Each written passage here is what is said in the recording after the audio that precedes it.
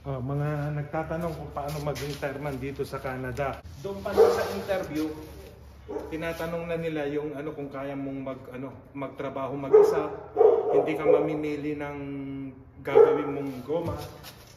Tapos kaya mo bang magbukas ng mga aftermarket na ganito? Heavy lifting. Ganun po rito. Kaya hindi ka makakapili ng gagawin mo. Bibigyan ka nila ng work order, ikaw gagawa. Sa ibang tire shop.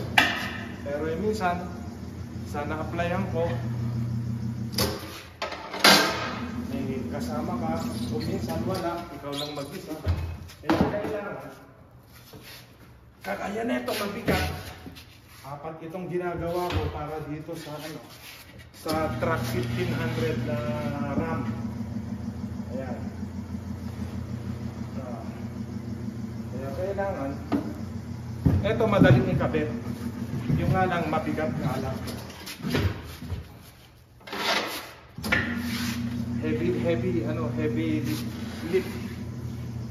Yung ibang pang truck may meron pang mas malalaki dito. Kaya kailangan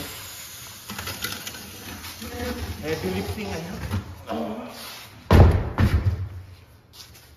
Ayan po siya.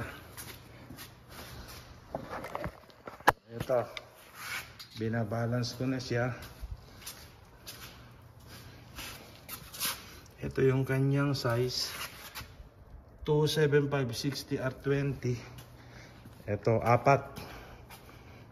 apat na bago ang aking ikakabit.